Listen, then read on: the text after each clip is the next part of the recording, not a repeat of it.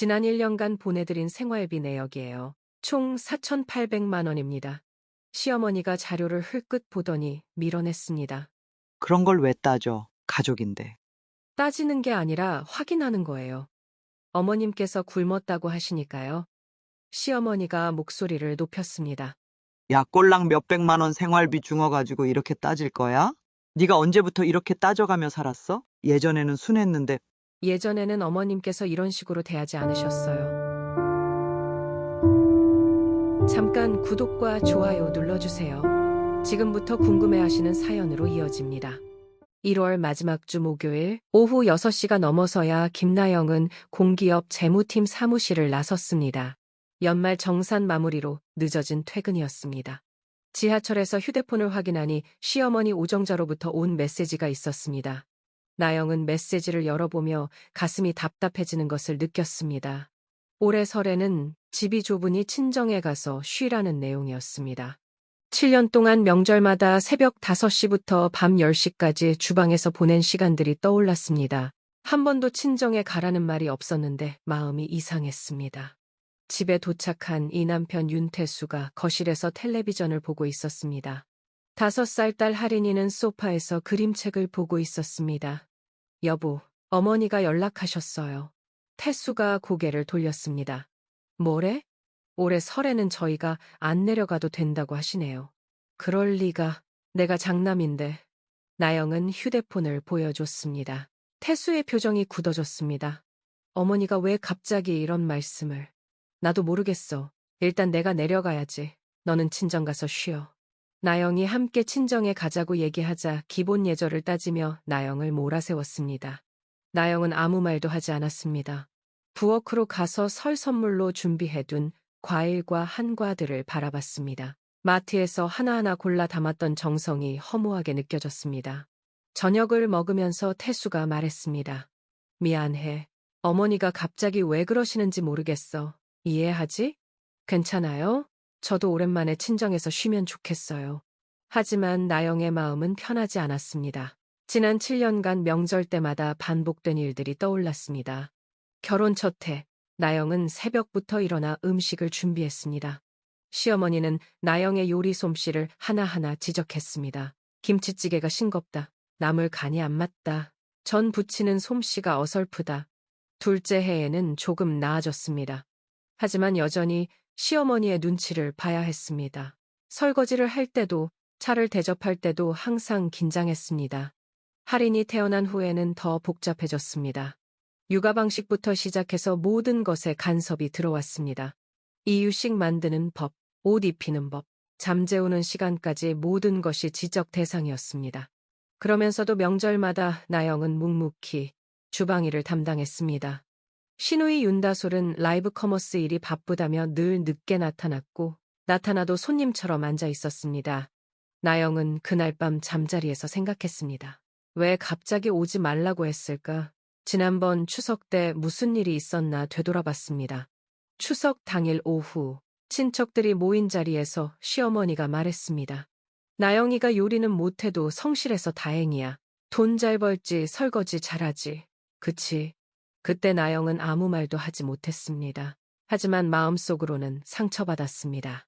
꼭 내가 돈 벌어오고 집안 살림만 하는 기계가 된 것 같은 기분.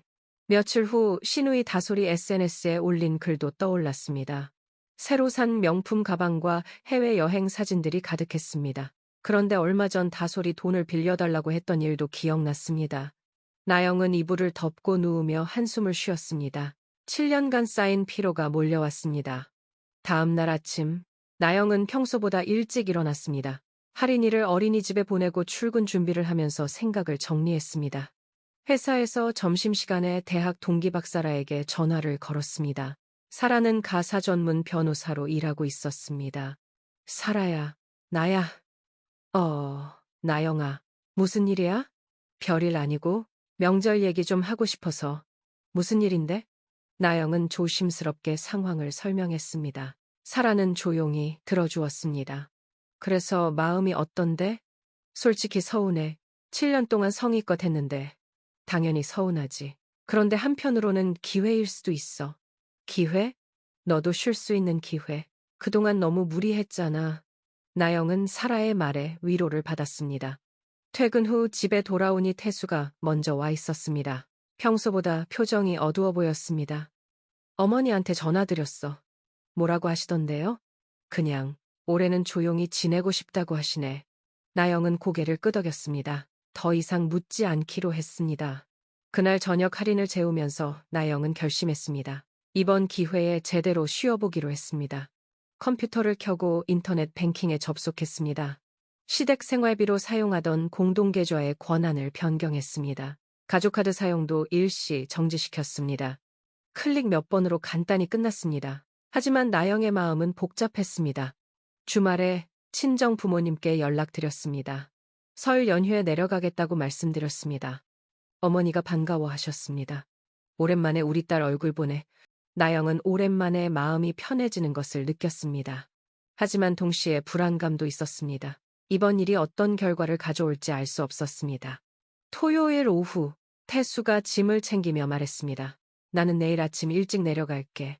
네, 조심히 다녀와요. 너도 친정에서 푹 쉬어. 나영은 고개를 끄덕였습니다. 하지만 마음 한편에는 이상한 예감이 들었습니다. 그날 밤 나영은 오랫동안 잠들지 못했습니다. 창밖으로 보이는 겨울 하늘이 유난히 어두웠습니다. 휴대폰으로 가계부 앱을 열어봤습니다. 매월 시댁에 들어가는 돈을 계산해봤습니다. 생활비, 용돈, 각종 경조사비까지 합치면 적지 않은 금액이었습니다. 나영은 처음으로 이런 계산을 해보며 놀랐습니다. 7년 동안 당연하게 생각했던 일들이 새롭게 보였습니다. 일요일 아침, 태수가 출발했습니다. 나영은 할인과 함께 친정으로 향했습니다. 기차 안에서 할인이 물었습니다. 엄마, 할머니 집에 왜 안 가요? 할머니가 이번에는 조용히 지내자고 하셨어. 그럼 우리는 왜 할머니 집에서 놀아요? 그래. 나영은 딸을 안아주며 미소를 지었습니다. 이번 설 연휴가 어떻게 될지 모르겠지만 일단은 편안한 마음으로 보내고 싶었습니다. 기차 밖으로 지나가는 겨울 풍경을 보며 나영은 생각했습니다. 7년간 참고 견뎌온 것들이 과연 옳은 선택이었을까요? 그리고 이번 일을 통해 무엇이 바뀔까요? 나영은 알 수 없는 미래에 대한 기대와 불안을 동시에 느끼고 있었습니다. 친정에 도착하니 어머니가 반갑게 맞아주셨습니다. 오랜만에 느끼는 따뜻함이었습니다. 그날 밤 나영은 오랜만에 깊게 잠들었습니다. 하지만 마음 한편에는 앞으로 벌어질 일들에 대한 예감이 남아 있었습니다. 설날 아침, 친정에서 깨어난 나영은 휴대폰 알림을 확인했습니다. 시댁 가족단체 카톡방에 메시지가 계속 올라오고 있었습니다. 큰애 아직 내려오는 중이니? 아침부터 장 보러 나가야 하는데. 시어머니 오정자의 메시지였습니다. 이어서 시누이 다솔의 글도 올라왔습니다. 언니 카드가 막혔어요. 마트에서 결제가 안 되네요.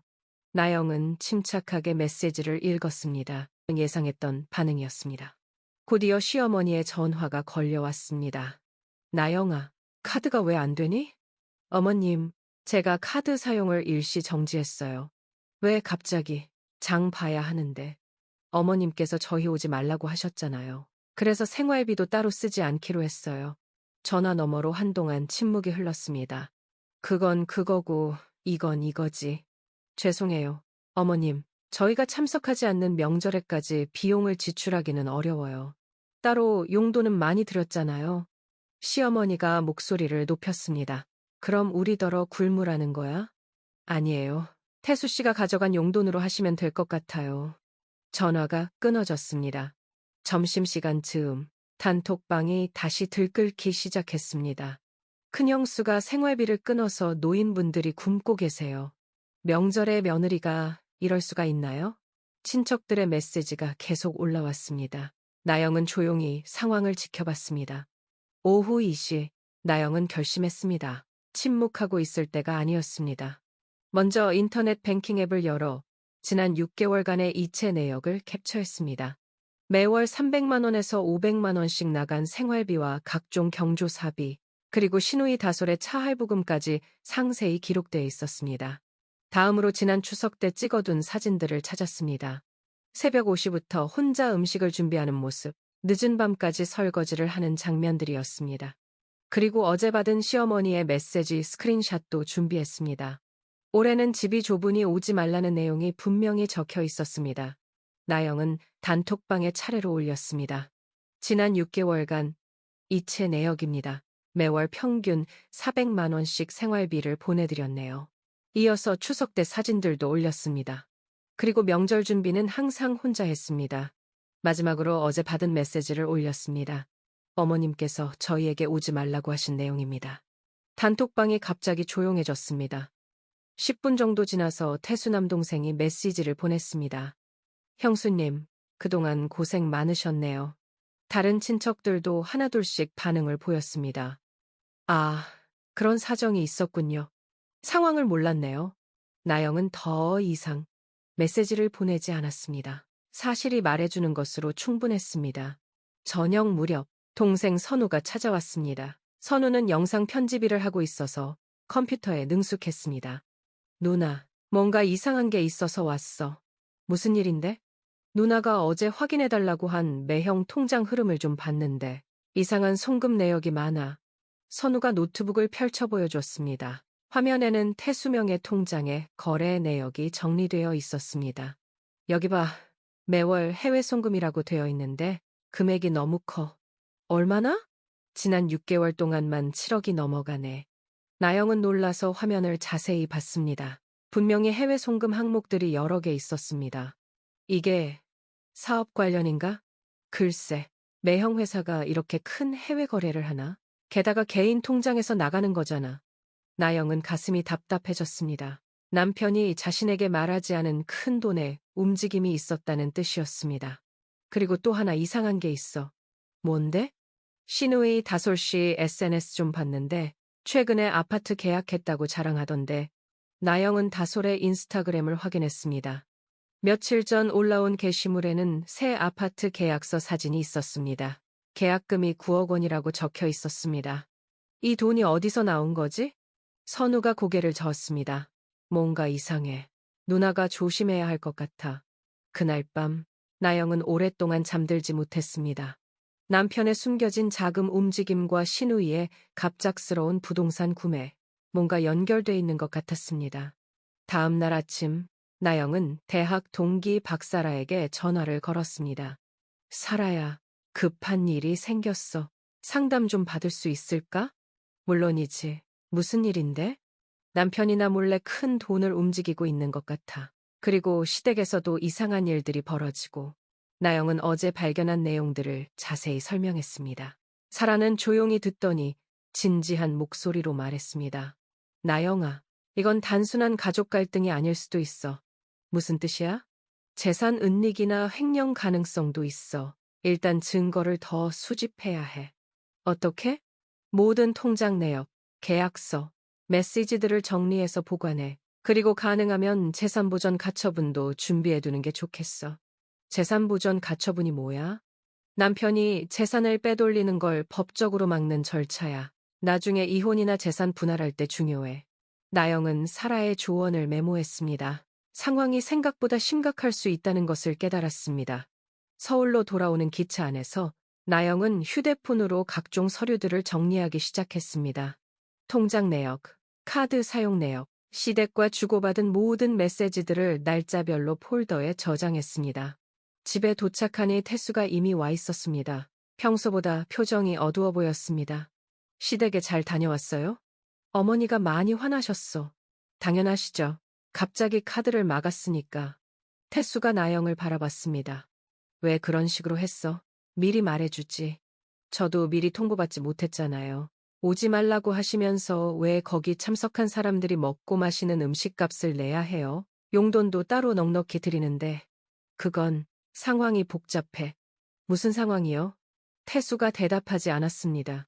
나영은 더 추궁하지 않기로 했습니다. 그날 밤 태수가 잠든 후 나영은 조용히 서재에서 컴퓨터를 켰습니다. 오늘 수집한 자료들을 체계적으로 정리하기 시작했습니다. 폴더 이름을 2024 가족문제 증거로 만들고 그 안에 날짜별 하위 폴더를 만들었습니다. 각 사건마다 증거번호를 부여해서 관리했습니다. 증거일, 명절 참석 거부 메시지. 증거 2, 생활비 이체 내역 6개월. 증거 3, 명절 준비 단독 수행 사진.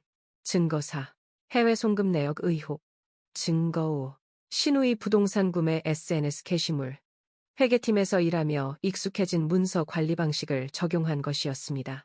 정리를 마치고 나니 새벽 2시가 넘어 있었습니다. 하지만 나영의 마음은 오히려 차분해졌습니다. 감정이 아닌 사실과 증거로 상황을 바라보니 무엇을 해야 할지가 보였습니다. 다음 날 출근길, 나영은 사라에게 문자를 보냈습니다. 증거 정리했어. 시간 될 때 보여줄게. 사라의 답장이 빨리 왔습니다. 잘했어. 이번 주말에 만나자. 회사에서 점심시간에 인터넷으로 부동산 등기부 조회 방법을 찾아봤습니다. 신우이의 새 아파트 등기부를 확인해보고 싶었습니다.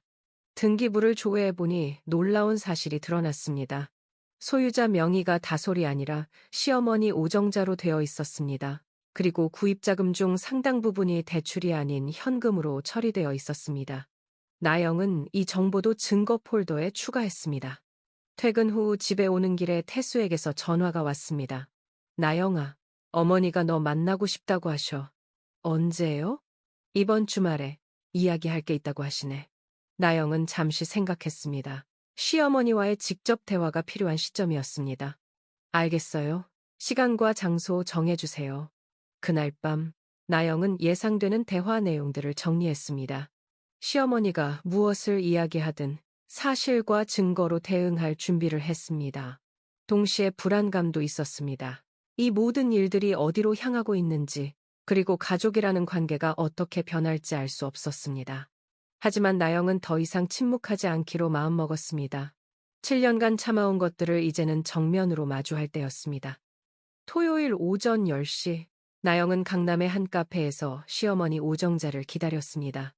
약속보다 20분 정도 늦게 나타난 시어머니는 평소와 달리 화장이 진했습니다. 미안해, 나영아. 병원에서 검사받고 오느라 늦었어. 어디 아프세요? 혈압이 자꾸 올라가더라고. 스트레스 때문인 것 같아.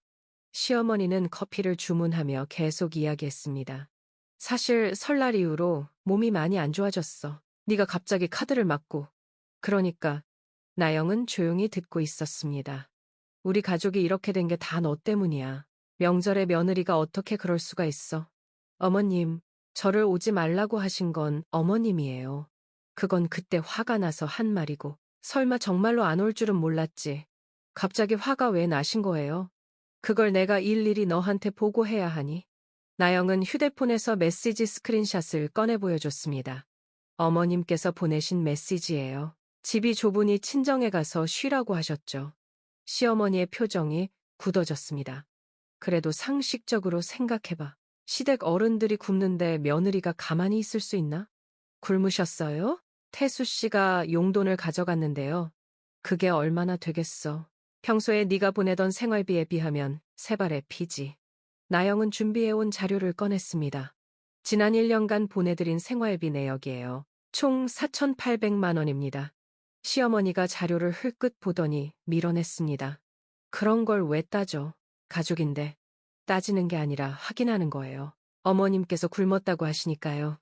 시어머니가 목소리를 높였습니다. 야, 꼴랑 몇백만 원 생활비 준 거 가지고 이렇게 따질 거야. 네가 언제부터 이렇게 따져가며 살았어? 예전에는 순했는데 예전에는 어머님께서 이런 식으로 대하지 않으셨어요. 며칠 후 나영의 휴대폰에 시어머니로부터 메시지가 왔습니다. 병원 침대에 누워있는 사진과 함께였습니다. 며느님 때문에 혈압이 200까지 올라서 응급실에 왔습니다. 정말 힘듭니다. 사진 속 시어머니는 환자복을 입고 링거를 맞고 있었습니다. 표정도 많이 아파 보였습니다. 나영은 곧바로 병원으로 향했습니다. 하지만 도착해서 본 모습은 예상과 달랐습니다. 병실 문을 열고 들어가니 시어머니가 침대에서 스마트폰으로 쇼핑을 하고 있었습니다. 링거는 이미 다 들어가 있었고 얼굴색도 괜찮아 보였습니다. 어머님, 괜찮으세요? 나영아 왔구나. 많이 좋아졌어.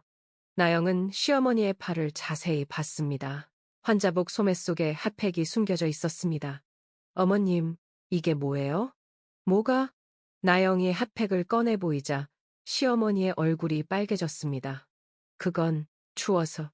3월 중순인데 병원에서 핫팩을 쓰실 정도로 추우세요? 이때 간호사가 들어왔습니다. 어머님, 체온 측정하시죠?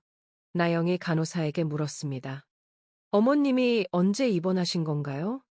아, 입원은 안 하셨어요. 오늘 오후에 외래로 오셔서 검사 받고 가시는 거예요. 나영은 시어머니를 바라봤습니다. 어머님, 입원이 아니라 외래였군요. 그게 상황이 그렇게 됐어. 간호사가 체온계로 측정하려 하자 체온계가 이상하게 뜨거웠습니다. 어머님, 이 체온계를 어디에 두셨나요? 시어머니가 답하지 않았습니다. 침대 옆 수건 아래에서 또 다른 핫팩이 발견되었습니다. 나영은 조용히 핸드폰으로 이 상황을 촬영했습니다. 어머님, 이제 집에 가시죠. 시어머니가 벌떡 일어났습니다. 네가 감히 나를 이렇게 대해? 나 아직 환자야. 물컵이 나영에게 날아왔습니다. 다행히 맞지는 않았지만 간호사가 놀라서 뛰어왔습니다. 무슨 일이에요? 죄송합니다. 저희 시어머니가 흥분하셔서. 나영은 간호사에게 사과하고 조용히 병실을 나왔습니다. 집에 돌아와서 오늘 있었던 일을 정리했습니다. 사진과 동영상, 간호사와의 대화까지 모두 기록했습니다. 증거 6. 병원, 꾀병 관련 사진 및 영상. 그날 밤 동생 선우가 전화를 걸어왔습니다. 누나, 매형 회사 일로 알아낸 게 있어. 무슨 일인데? 매형이 다니는 무역회사에서 감사를 하고 있대. 감사? 내부 제보가 들어왔다는 거야. 수입 대금을 조작해서 차액을 빼돌렸다는. 나영의 가슴이 뛰기 시작했습니다. 그게 정말이야? 확실하지는 않지만 회사에서 조사 중이래. 그리고 또 하나. 뭔데? 신우이 다솔 씨가 새로 산 아파트 말인데 그 계약금이 어디서 나온 건지 추적해봤어. 알아낸 거 있어? 미래아시아 트레이딩이라는 회사에서 나온 것 같아. 그런데 이 회사가 매형 회사와 거래하는 협력업체야. 나영은 상황을 이해하기 시작했습니다. 그럼 태수 씨가 무역 대금을 조작해서 그 돈이 다솔이한테 간 거야? 가능성이 높아. 그리고 더 조사해보니 시어머니 명의로 된 부동산도 몇 개 더 있어. 어떤 부동산? 상가 2개, 오피스텔 하나, 모두 최근 1년 사이에 구입한 거야. 나영은 머리가 어지러웠습니다. 남편이 회사 돈을 빼돌려서 시댁 명의로 부동산을 사들이고 있었던 것입니다. 누나, 이거 심각한 문제야. 횡령이랑 배임이잖아. 알았어. 고마워. 선우야. 전화를 끊고 나서 나영은 오랫동안 생각에 잠겼습니다. 이제 상황의 전모가 보이기 시작했습니다. 남편 태수는 회사에서 무역 대금을 조작해 차액을 빼돌렸습니다. 그 돈으로 시어머니와 시누이 명의의 부동산을 구입했습니다. 그러면서도 나영에게는 생활비를 계속 요구했던 것입니다. 다음 날 일요일, 나영은 박사라와 만났습니다.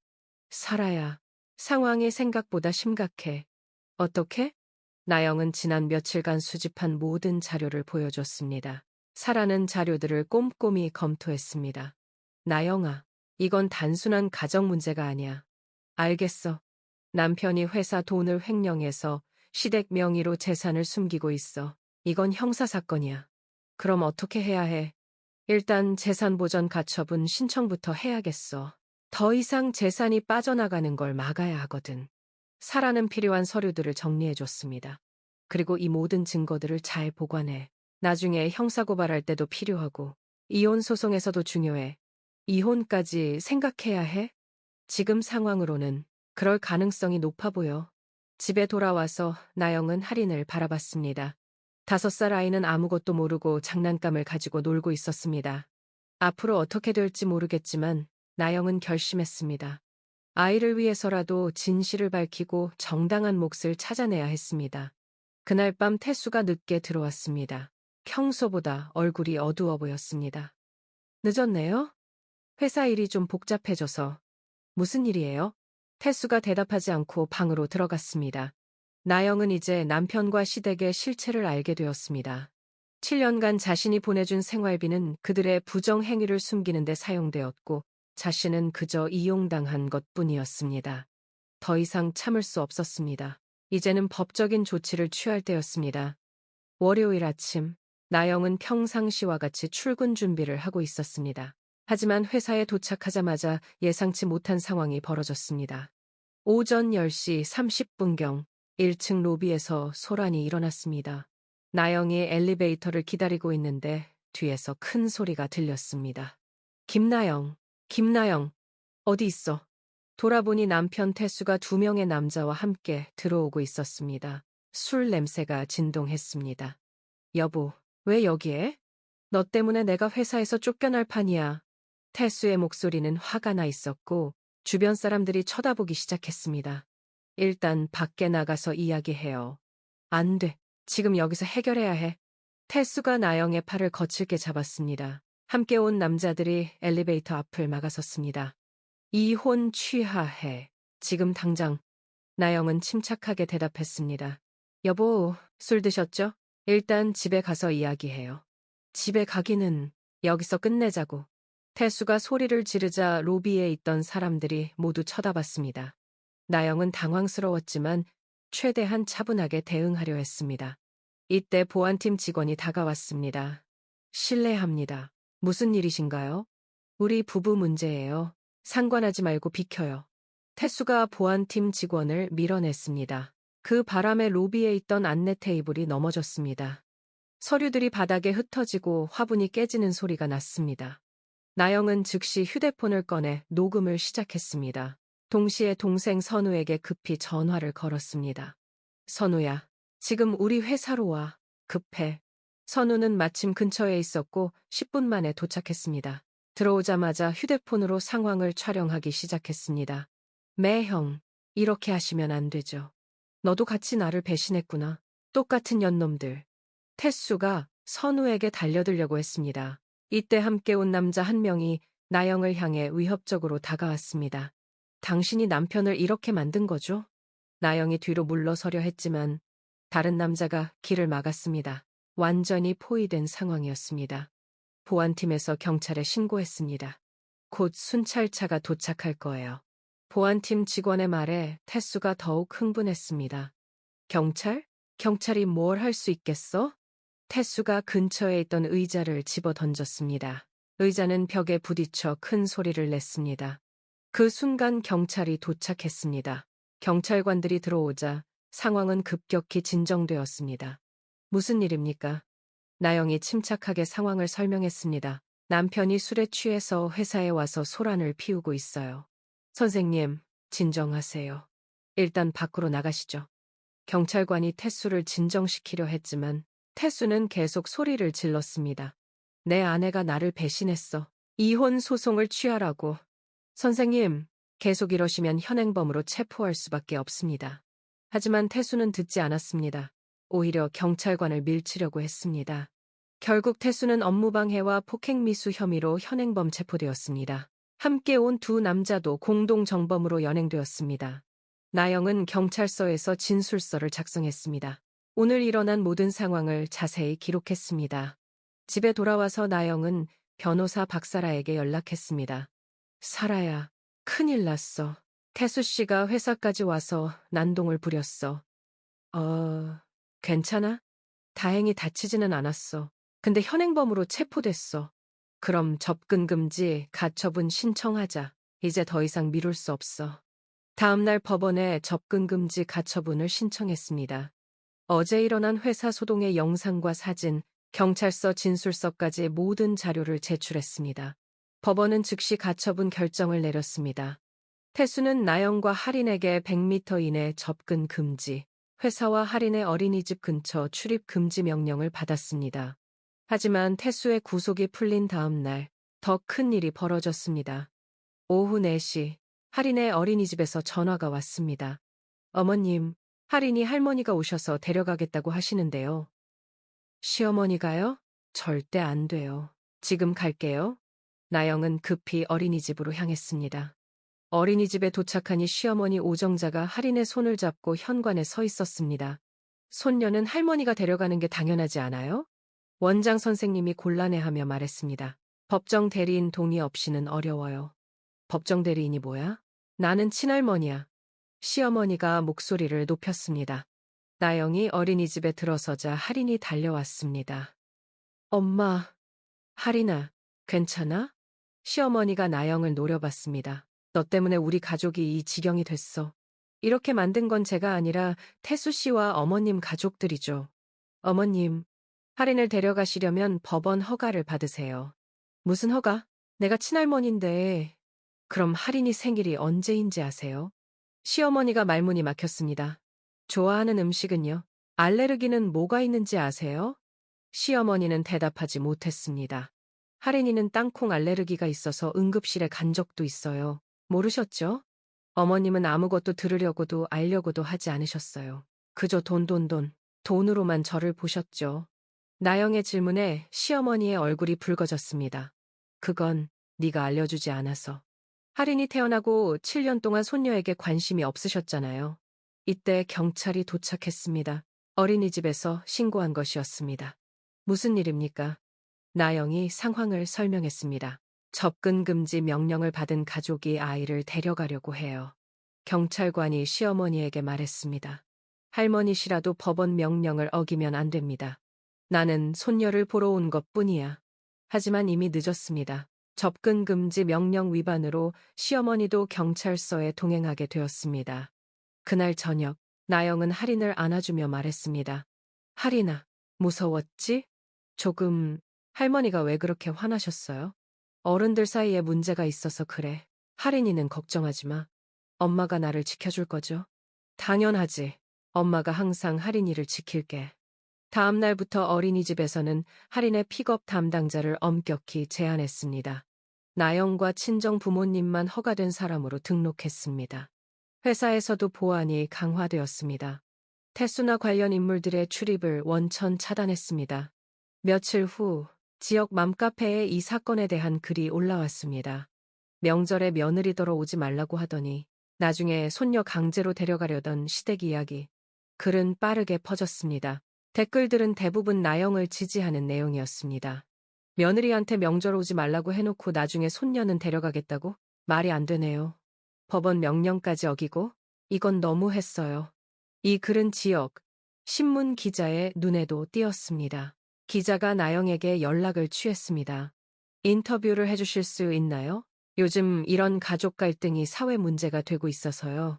나영은 신중하게 생각한 후 인터뷰에 응했습니다. 하지만 감정적인 이야기보다는 사실 위주로 답했습니다. 기사가 나간 후 여론은 더욱 나영 쪽으로 기울었습니다. 포털 사이트 댓글에도 지지글이 많았습니다. 한편 태수가 다니던 회사에서는 감사 결과가 나왔습니다. 3억 원 상당의 리베이트 수수와 횡령 혐의가 확인되었습니다. 회사는 즉시 태수를 해고했고 수사기관에 고발했습니다. 나영은 이제 더 이상 혼자가 아니라는 것을 느꼈습니다. 법적 보호를 받고 있었고 여론의 지지도 얻었습니다. 하지만 동시에 앞으로 더 치열한 싸움이 기다리고 있다는 것도 알았습니다. 이제는 법정에서 모든 것을 결정지어야 할 때였습니다. 6월 첫째 주 목요일, 가정법원 조정실에서 마지막 협의가 열렸습니다. 나영은 변호사 박사라와 함께 참석했고 태수는 국선 변호인과 함께 나타났습니다. 조정위원이 말했습니다. 양측의 입장 차이가 너무 커서 조정이 어려울 것 같습니다. 태수가 마지막으로 말했습니다. 나영아, 다시 생각해봐. 우리 다시 시작할 수 없을까? 나영은 차분하게 대답했습니다. 이미 돌이킬 수 없는 선을 넘었어요. 조정은 결렬되었습니다. 이제 본격적인 재판이 시작되었습니다. 한 달 후 1심 재판이 열렸습니다. 나영은 준비해온 모든 자료를 법정에 제출했습니다. 증거 1호, 재산보전 가처분 결정문. 증거 2호, 태수명의 계좌의 해외 송금 내역. 증거 3호, 시댁 명의 부동산 등기 부등본. 증거 4호, 회사 소동 당시 CCTV 영상과 사진. 증거 5호, 어린이집 사건 경찰 출동 기록. 증거 6호, 시어머니의 병원, 꾀병 관련 증거. 재판부는 나영이 제출한 증거들을 꼼꼼히 검토했습니다. 태수 측 변호인이 반박했습니다. 부부간의 일시적 갈등일 뿐입니다. 화해할 여지가 충분합니다. 하지만 나영의 변호사가 반박했습니다. 단순한 갈등이 아닙니다. 횡령과 재산 은닉, 그리고 폭력까지 동반된 심각한 사안입니다. 재판관이 물었습니다. 원고는 이 결혼을 지속할 의사가 전혀 없다는 건가요? 네, 그렇습니다. 신뢰가 완전히 무너졌습니다. 한편 태수에 대한 형사재판도 진행되고 있었습니다. 회사에서 제출한 감사보고서는 결정적 증거가 되었습니다. 검사가 공소장을 읽었습니다. 피고인은 2023년부터 2024년까지 총 3억 2천만 원 상당을 횡령했습니다. 태수의 변호인이 선처를 호소했습니다. 가정경제가 어려워서 저지른 일시적 실수입니다. 하지만 재판부는 엄중하게 판단했습니다. 다달이 며느리 김나영 씨가 보내주는 생활비와 별다른 부채가 없고 둘의 연봉을 봤을 때 가정경제가 어려워 저지를 실수로 보기 어렵습니다. 계획적이고 지속적인 범행으로 보입니다. 8월 말 가사소송 판결이 나왔습니다. 재판장이 판결문을 읽기 시작했습니다. 주문. 원고와 피고는 이혼한다. 나영의 가슴이 뛰었습니다. 미성년자 윤하린의 양육권과 친권은 원고가 단독으로 행사한다. 피고는 원고에게 위자료 5천만 원을 지급하라. 피고는 원고에게 재산분 할금 2억 원을 지급하라. 피고는 미성년자 윤하린의 양육비로 매월 100만 원을 성년에 달할 때까지 지급하라. 피고의 원고 및 미성년자에 대한 접근 금지 명령을 향후 2년간 연장한다. 나영은 안도의 한숨을 쉬었습니다. 길고 힘든 싸움이 끝났습니다. 형사재판에서도 태수는 실형을 선고받았습니다. 징역 2년이었습니다. 새로운 삶이 시작되었습니다. 나영은 할인과 함께 부산으로 내려갔습니다. 바닷가 근처의 작은 아파트를 전세로 얻었습니다. 할인이 발코니에서 바다를 보며 말했습니다. 엄마, 바다가 정말 예뻐요. 그렇지. 여기서 새로 시작하는 거야. 이곳에서 나영은 새로운 직장을 구했습니다. 지방 공기업 재무팀으로 이직했습니다. 서울보다는 급여가 적었지만 할인과 함께하는 시간이 많아졌습니다. 가을이 되자 태수에게서 편지가 왔습니다. 나영아, 정말 미안해. 내가 모든 걸 잘못했어. 다시 기회를 주면 안 될까? 나영은 편지를 읽고 나서 찢어버렸습니다. 더 이상 뒤돌아볼 필요가 없었습니다. 할인은 새로운 환경에 잘 적응했습니다. 어린이집에서 친구들도 사귀었습니다. 엄마, 오늘 새 친구 사귀었어요. 정말, 누구야? 민지라고 해요. 저랑 같이 그리기를 좋아해요. 나영은 딸의 밝은 모습을 보며 뿌듯했습니다. 12월이 되었습니다. 설이 다가오고 있었습니다. 작년 이맘때는 시댁 명절 준비로 스트레스를 받았는데 이제는 평온했습니다. 할인이 물었습니다. 엄마, 올해 설에는 어디 가요? 우리는 바다 보러 가자. 해돋이도 보고. 좋아요. 설날 아침 나영과 할인은 해변에 나갔습니다. 새해 첫 해가 바다 위로 떠오르고 있었습니다. 엄마, 올해는 어떤 해가 될까요? 좋은 해가 될 거야. 우리가 만들어갈 거니까. 할인이 나영의 손을 꼭 잡았습니다. 그때 나영의 휴대폰이 울렸습니다. 시어머니 오정자였습니다. 잠시 망설였지만 전화를 받았습니다. 나영아, 할인이 사진 좀 보내줄 수 있을까? 나영은 조용히 대답했습니다. 면접교섭 신청을 하시면 법원에서 정한 범위 내에서 가능해요. 그게 아니라 그냥 사진 한 장만. 어머님, 저희는 이제 법이 정한 절차대로만 할 수 있어요. 전화를 끊고 나서 나영은 생각했습니다. 예전 같으면 미안한 마음에 사진을 보내주었을 텐데 이제는 달랐습니다. 경계를 지키는 것이 나와 할인을 보호하는 길이라는 것을 배웠습니다. 2월이 되었습니다.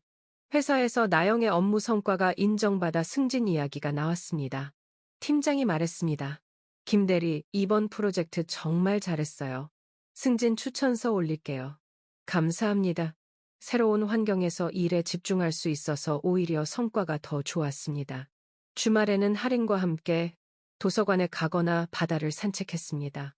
단순하지만 행복한 일상이었습니다. 어느 봄날, 할인이 그림을 그려서 보여주었습니다. 엄마와 자신이 바닷가에서 손을 잡고 웃고 있는 모습이었습니다. 엄마, 이거 우리예요. 정말 예쁘게 그렸네. 우리가 행복해 보여. 맞아요. 엄마랑 있으면 정말 행복해요. 나영은 딸을 꼭 안아주었습니다. 그날 밤 나영은 일기를 썼습니다. 1년 전 이맘때는 상상도 못했던 평온한 삶을 살고 있다. 힘든 시간이었지만 그 과정에서 진짜 중요한 것이 무엇인지 깨달았다. 가족이라는 이름으로 강요되는 희생은 미덕이 아니었다. 나와 아이를 지키는 것이 진짜 사랑이었다. 여름이 왔습니다. 태수가 가석방되어 나왔다는 소식을 들었습니다. 며칠 후 태수가 부산까지 찾아왔습니다. 하지만 접근 금지 명령 때문에 멀리서 지켜볼 수밖에 없었습니다. 나영에게 전화를 걸었습니다. 나영아, 다시 시작하자. 내가 모든 걸 보상해줄게. 나영은 차분하게 대답했습니다. 우리 시작은 끝났어요. 할인이라도. 할인이는 이제 새로운 삶에 적응했어요. 방해하지 마세요. 전화를 끊었습니다. 그날 오후 집 앞에서 태수를 봤습니다. 멀리서 서성거리고 있었습니다. 나영은 112에 신고했습니다. 접근 금지 명령 위반이었습니다. 경찰이 와서 태수에게 경고했습니다. 다시 오면 구속된다는 엄중한 경고였습니다. 그 후로 태수는 더 이상 나타나지 않았습니다. 가을이 되었습니다. 할인이 초등학교 입학 준비를 하고 있었습니다. 엄마, 학교 가면 친구들 많이 사귈 수 있어요? 물론이지. 할인이는 친구들을 잘 사귀잖아. 그래요. 저는 친구 사귀는 걸 좋아해요. 나영은 딸의 밝은 모습을 보며 안심했습니다. 어려운 시기를 겪었지만 할인은 건강하게 자라고 있었습니다. 12월 말, 한 해를 정리하며 나영은 생각했습니다. 2년 전만 해도 상상할 수 없었던 삶을 살고 있었습니다. 두려움 대신 규칙을, 참음 대신 경계를, 체면 대신 기록을 선택했습니다. 그 선택들이 지금의 평온한 일상을 만들어 주었습니다. 새해가 밝았습니다. 설날 아침, 할인이 물었습니다. 엄마, 올해는 어떤 해가 될까요? 우리가 원하는 대로 만들어가는 해가 될 거야. 그리고 나영은 정말로 그렇게 믿었습니다. 라디오에서 트로트 음악이 흘러나오고 할인의 웃음소리가 집안을 가득 채웠습니다. 이제는 누군가의 허락이나 눈치를 볼 필요 없이 자신들만의 속도로 살아갈 수 있었습니다. 창밖으로 보이는 바다가 평온했습니다. 나영과 할인의 새로운 삶처럼 말입니다. 사연 많은 사연 농장 구독, 좋아요 눌러주시고 또 놀러 오세요.